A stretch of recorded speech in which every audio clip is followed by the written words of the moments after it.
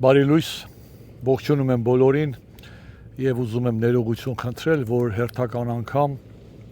ձայնագրություն անում եմ լողափից։ Այդպես ստացվեց, հիմա ներող եղեք։ Երևի ավելի պաշտոնական պետքա լինեի տանը կամ գրասենյակի աշխատասենյակումս, գրասեղանի առջև, մի հատ sense բլոգերների խոսափողով եւ այլ, բայց ես գերադասեցի իմ զրույցը ձեզ հետ շարունակել լողափից։ Սա հրաշք էր իհարկե, որ ես երկու օրվա ընթացքում երկրորդ անգամ եմ գալիս լողափ, դա էլ երևի ինչ-որ միտեղ մենակությունն է պատճառը, երևի ընտանիքը, քանի որ Երևանում է դեռ, տանը ձանձրանում եմ, դրա համար որոշեցի գամ լողափ, առավել ևս երբ որ դեռ անքնության մեջ եմ, jet lag, առավոտ 5-ին 6-ին զարթնում եմ, չեմ կարող քնեմ, դրա համար որոշեցի գալ լողափ։ Ու գալիս էի ճանապարհին մտածում էի, թե ինչի մասին պետք է խոսեմ։ Շատ բրենդային է դարձել վերջի 10 օրը Հայաստանում, ամբողջ բոլորը խոսում են բարեկրթության մասին։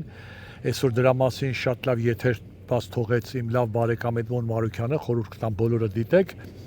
Բարեկրթության մասին են խոսում, բայց խոսում են հիմնականում քաղաքական բարեկրթության մասին։ Այդ խոսույթը, որ տարածված է ուրեմն ներողություն Հայաստանի խորհրդարանում, բարեկրթություն եւ այլ, հիմա նորից մի քիչ վեճաբանություն առաջացել։ Այնքան ծիծաղալի է, որ գործող իշխանությունը, չնայած ես ասել եմ, որ քաղաքականությունից պետքա չխոսամ, որտեղ շատ արդեն հիասթափվել եմ հայաստանցի ընտրողից, նրանց կատարած ընտրությունից։ Ուրեմն խոսում է բարեկրթությունից, խոսում են խորհրդարանում, խոսում է մի իշխանություն, որը վերջի 9 տարում երկիրը հասցրել է կործանման եզրին, որը ամենավերջին բարերով իրանց լիդերը, դե իրանց մոտ մենակ Նիկոլն է խոսացող, մնացածը անլեզու հայվան են, գիտեք, տեսնում եք, այս էլ երրորդ ընտրական ընտրաշարժը ավարտեց, գնում են գյուղեր, գնում են փողոցներ, ինքը իրան ճղում է, հետույքը պատռում է, խոսափողով կանգնած մեքենայի ուրեմն վրա, մնացածը ծապտվող են, դամպահող են, խոսացող չկա, մի օր չլսեցինք այդ ընտրապայքարի ժամանակ, ասենք անունները չտամ, մյուսները խոսեն,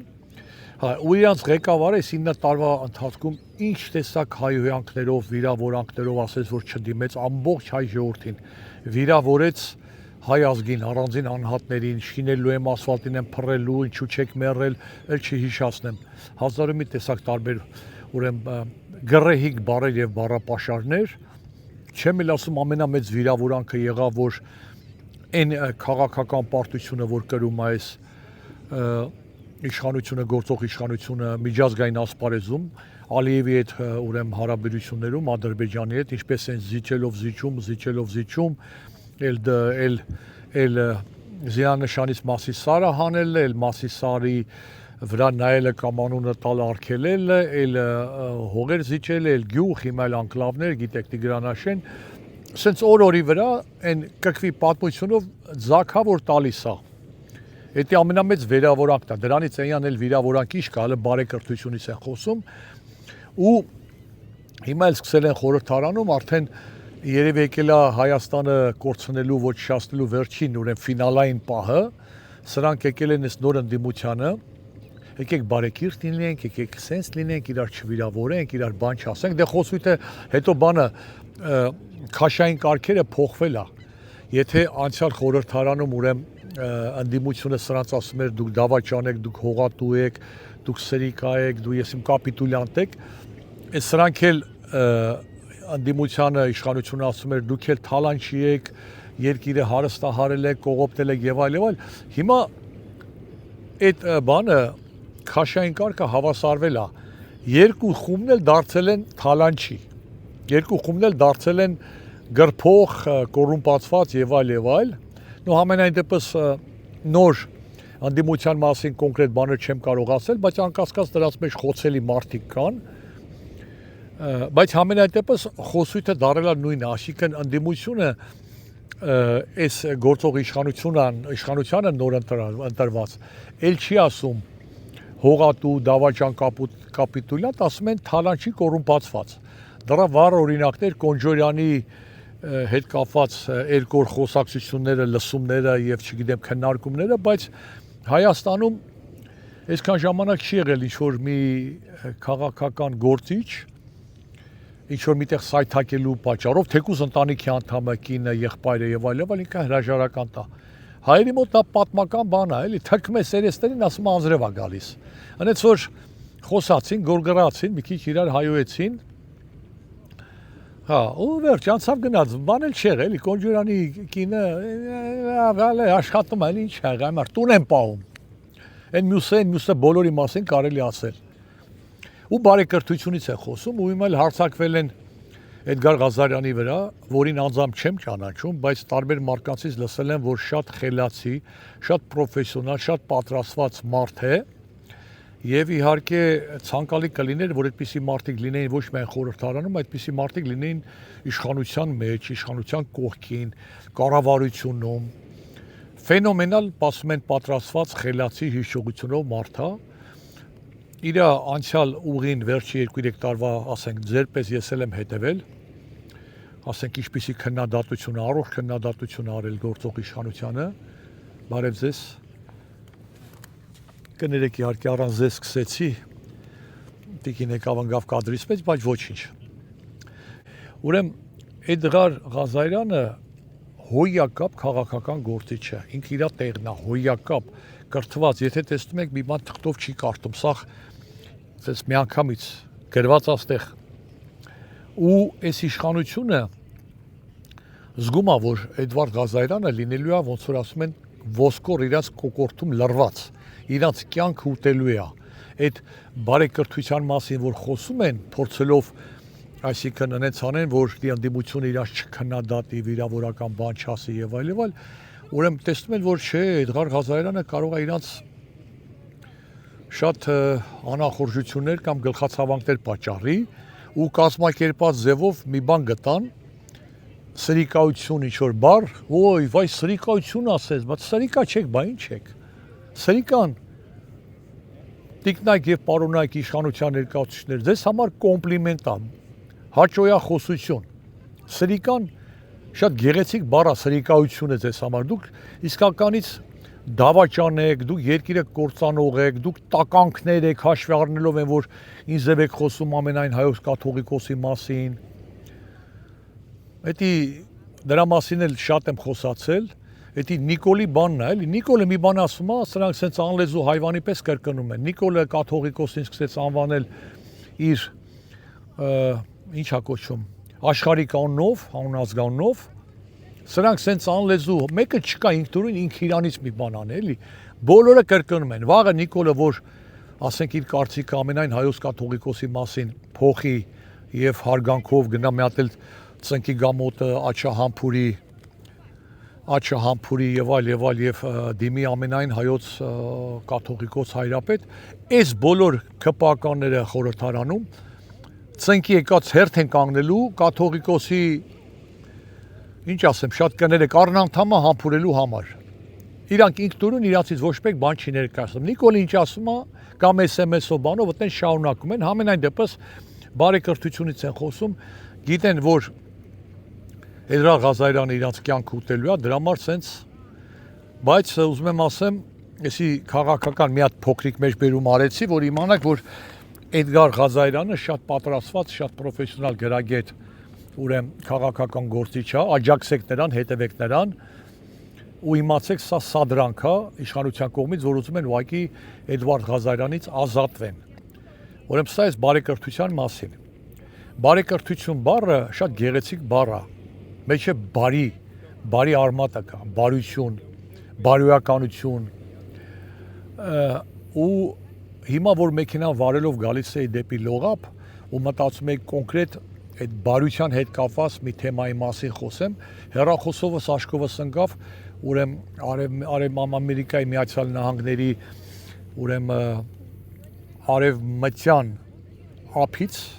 Հայաստանի երկրորդ մայրաքաղաք Լոս Անջելեսի կողմից իրանց հեռուստաալիքներից մեկի նորությունը ձերբակալվել է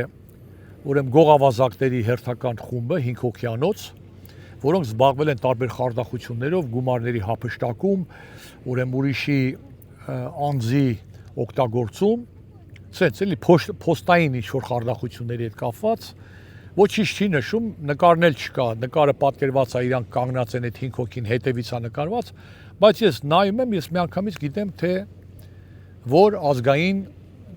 փոքրամասնությանը ամերիկյան կամ Գլենդելի մեծամասնության են պատկանում, բնականաբար հայեր։ Անմիջապես ուրեմն ճանապարհին մեքենան վարելիս լուսան փոփի տակ կանգնեցի, սեղմեցի մեկնաբանությունները,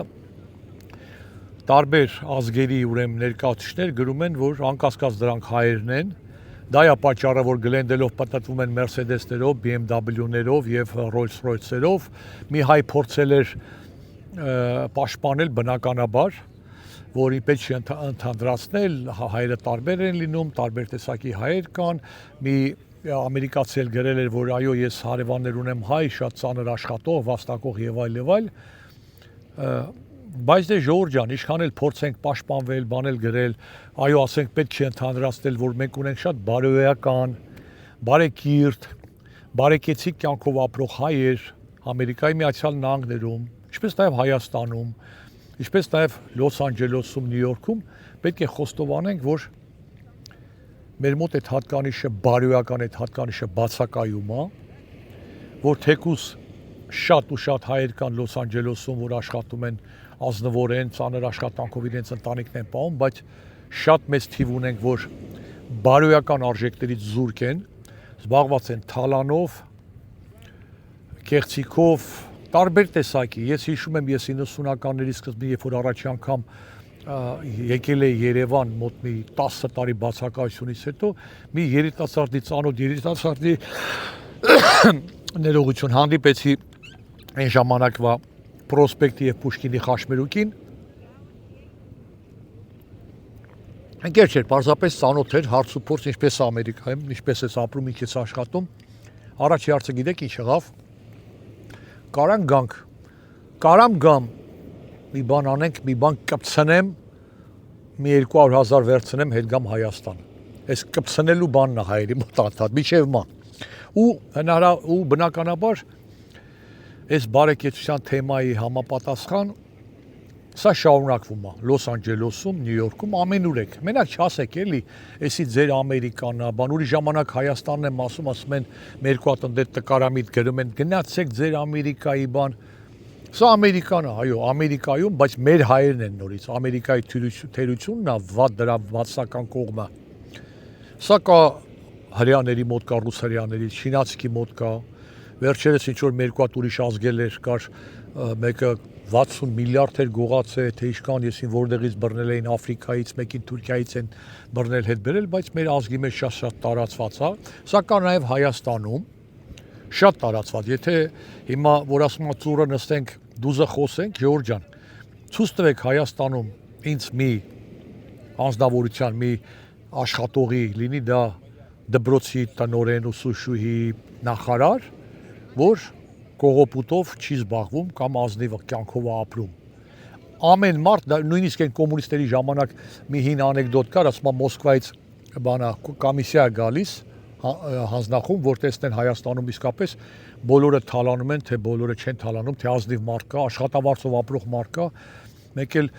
այդ վերջը որ արդեն համաժողով են անում, որ եզրակացնեն, ասում է, չի ասում է, որոշ բաներ կան, ասում է, ինձ թվում է Երևանում, Հայաստանում գողություն չի են անում, ասում է, ով չի անում, ասում է, այնտեղ մի հատ խեղճ կար, ասում է, նայել նրա գործել ավելով տրամվայի գծերն է մաքրում, ավելում է, նա երևի անկասկած ազնիվ ապրող է, նա գողություն չի անում, այդ հանձնախմբից մեկն ասում է, չի ասում է, ես նկատեցի, նա ավլացը լցրեց մի դույլի մեջ, վեկալավ, հետա տարավ, անկասկած նայել այն ինչ-որ մի բան անում։ Այսինքն այն թվականներից, էդի սովետական միության տարիներից եկե մտել է մեր արյան մեջ, ոնց ասում, շնչներով է մտել, քթներից դուրս գգա, թե քթով մտել է շնչով դուրս գգա, ինչքան էլ աշխատավարձը բարձր լինի, ինչքան էլ բարվոք լավ կյանք ունենան, մեր կամից ձգտելու են ավելին ու անօրինական ճանապարհով, բոլորը։ Ով որտեղ կարում է, այն սովետական միության տարիներին եղել է սիգարետի գործարանի աշխատողը դեղից է գողացել, հիմա էլ էներվի գողանում սիգարետի գործարանից բերում վաճառում, կոշկի գործարանի աշխատողը դեղից է գողացել, հայ էլեկտրո գործարանի աշխատողը ընդեղ է մի խարդախություն արել, առևտրի ցանցում աշխատողը կշերք գիտեք հələ միշև մել կա, կշերք հավելավճար, ես չգիտեմ խափել, ամենտեղ ով որտեղ ում թուրը որտեղ կտրում է, այնտեղ անեց որ սա էլ է բարեկրթության, ինչ ասեմ, մի երևույթ։ Բայց որպեսզի չասեք, որ մենակ վատն եմ նկատում մեր ազգի մոտ, մենակ վատն եմ ուրեմն մատնանշում, գնա ձեր Ամերիկայի բանման, պետք է ասեմ, որ մենք լավ բաները շատ լավ ունենք, բարոյական մարդիկ էլ ունենք, բարի մարդիկ էլ ունենք, շատ անկասկած, իհարկե ցավոք չեմ կարծում, թե նրանք մեծամասնություն են, բայց բարոյական ազնիվ մարդիկ էլ շատ կան։ Փորձեմ ավելի խոսքս կարճացնեմ, ավարտեմ, որ ձեզ համար ձանձրալի չլինի։ Ֆուտբոլում մի այսպիսի սովորույթ կա, խաղի վերջում ընտրում են այսօրվա խաղի լավագույն խաղացողին մրցանակ են տալի։ Աշխարհի առաջնությունը ավարտվեց, ընտրեցին լավագույն խաղացողին մրցանակ տվեցին։ Այնքան լավ կլիներ, որ լիներ մի այդպիսի մրցանակաբաշխություն, շաբաթվա լավ հայը, կամ ամսվա լավ հայը, կամ լիներ օրվա լավ հայը։ Ուսենք ու այսպես սենց ընտրելով օրվա լավ հային, մենք ընտրություն հետո կատարեինք, ասենք 30 հոգու մեջ կատարեինք, ամսվա լավ հային ընտրեինք, հետո 12 ամիս հետո ընտրեինք տարվա լավ հային։ Ինչքան լավ կլիներ, չէ՞, բարեկրթության, բարոյականության, բարիության շրջանակներում այդ բոլորին էր։ Անցյալ շաբաթ ավարտվում է, դրա համար ես ուզում եմ ընտրեմ շաբաթվա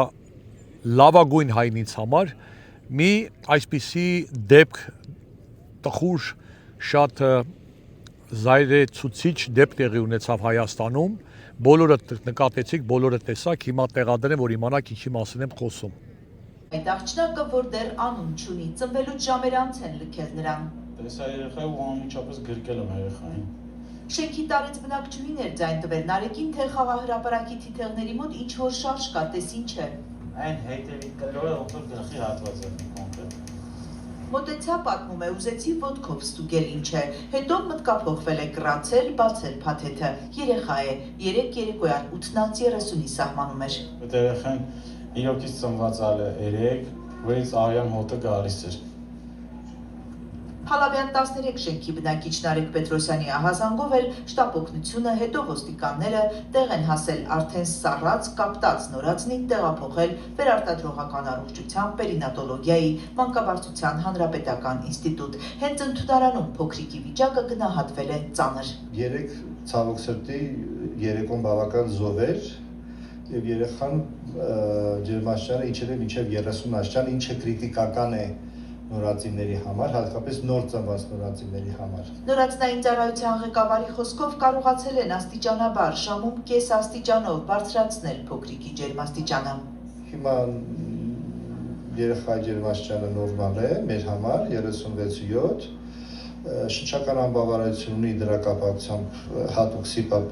ապարատի տակ է։ Տեսնենք կոնկրետ ժամ չի կարելի ասել, բայց վստահորեն ամսի 10-ին ծնված երեխային։ Աղջնակին լքել են պորտալարը չկտրված Արշակ Ջերջերյանը վստահ է, որ փուշ հիմնարկում չի ծնվել նա։ Նորածինների վերակենդանացման բաժանմունքում այսօր այցելության հնարավորություն տվեցին նաև փոքրիկին գտած ու առաջինը գրկած Նարեկին։ Նրա հեռախոսում երեկվա լուսանկարն է, հետո ավելացրեց այսօրվանը, ժամ-ժամի վրա է սիրունանում փոքրիկը։ Նարեկն ինքը 4-ամյա երեխա ունի, չի պատկերացնում ինչպես է հնարավոր լքել սեփական երեխային։ Կարծում է ծննդաբերած կնոջ մտերիմներից մեկն է նորածնին բերել, թողել այնպիսի տեղ, որ մարդաշատ է, մեկը կգտնի։ Ինչ առաջանա, երեխայի բուժումը կտևի հավանաբար 20-22 օր։ Փոխվի, եւ եթե առաջիկա 3 ամսում ծնողները չգտնվեն, նրա տվյալները կհայտնվեն որդեգրման ենթակա երեխաների ցանկում, որին սրտատրոփ հետևում է սոցիալի վերջին տվյալով 108 քաղաքացի։ Նրանք որդեգրել ցանկացող անձի դրական եզրակացությամբ պոտենցիալ հայրիկ-մայրիկներն են։ Անհայտ աղջնակը նրանցից մեկի տուն կգնա։ Այս երիտասարդ պարոնը Նարեկ Պետրոսյանը իմ այս շաբաթվա հերոսն է։ Ես հպարտանում եմ սենց հայով, իհարկե ինչ որ կանխամտածված չի գնացել այդ երեխային, բայց համենայն դեպս անտարբերությամբ չի անցել դրա կողքից, անմիջապես զանգել է ոստիկանություն, բուժօգնություն, երեխային տեղափոխել են հիվանդանոց, երեխայի կյանքը փրկել են ու այն որ այսօր Նարեկը նորից արդեն մի 3 օր հետո այցելել այդ երեխային, Այն Նարեկը իմ հայ հերոսն է։ Այն Նարեկը իրավունք ունի կամ Նարեկի նման տղաները, կանայք, մարդիկ, քաղաքացիները իրավունք ունեն խոսելու բարեկրթությունից, բարոյականությունից, բարությունից, ոչ թե գործող իշխանությունը падգամավորները կամ չգիտեմ ովքեր։ Նարեկը իմ շաբաթվա հերոսն է։ Ես կուզեմ, որ մենք ամեն շաբաթ միասին մի հատ այսպիսի հայ հերոս ընտրենք, Հայաստանում թող լինի կամ հայաստանցի թող լինի, թող ապրի Լոս Անջելեսում, թող ապրի Նյու Յորքում, թող ապրի Մադագասկարում կամ Հայաստանում, Երևանում կամ Սիսիանում, թող լինի հայ ազգի շաբաթվա հերոսը։ Հետո բոլորով միասին հավաքվենք, թող դա լինի պաշտոնական ձևով, հմեկով են բանեն Բթամիտ Պետրոսի էշությունները խոսալու տեղը թող մի հատպիսի փոքրիկ 3 րոպեանոց հաղորդում անեն եւ ազգովի, չգիտեմ, այն բանան քվեարկելով ընտրենք մեր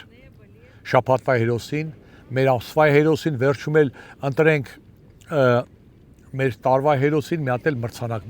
տանք նրան։ Եղեք բարեկիրթ, եղեք բարի, եղեք հոգատար, եղեք ուշադիր, եղեք հարգալից, ինչ ասեմ, եթե մտնում եք հայկական մի եկեղեցի, այս այլ ուղակի հիշեցին վերջի այցելության հետ կապված, տեսնում եք պսակադրություն կա, երեխային կնքում, ինչպես մեկ-մեկ այդ հարսանիքների բանի տակ, տեսաժապավենների տակ գրում եք շնորհավոր բախտավոր, այդ ձեր հայրենակիցը տենում եք երեխայա կնքում, հենց եկեղեցում բարձրաձայն շնորհավոր եք, մոտեցեք շնորհավոր եք, տեսնում եք երիտասարդներ են ամուսնանում, մոտեցեք շնորհավոր եք, ժպիտ այդ դեմքների ցանկացեք առողջ լինեն, ուրախ լինեն, մեծ ընտանիք ստեղծեն, շատ երեխաներով, այ դա է բարեկրթությունը, դա է բարիությունը, դա է միմյանց սիրելու, հարգելու, իրար ընդունելու, իրար նկատմամբ բարի լինելու գրավականը, թե չէ նստել հիմարություններ, մեկնաբանություններում գրել անծանոթ մարդու մասին կամ հայոյան գրել, էդի կաուկա։ Այս էր, որ ուզում էի խոսել այսօր բարեկրթության մասին, բարության մասին, Կիրակի օրը առողջ եղեք, առողջ սնվեք, հետևեք ձեր առողջությանը, հետևեք ձեր երեխաներին, հետևեք ձեր ընտանիքին, ինչ ասեմ, լավ եղեք, երջանիկ եղեք, ամենայն բարիքներ բոլորիդ, լավ Կիրակի օր եմ ցանկանում։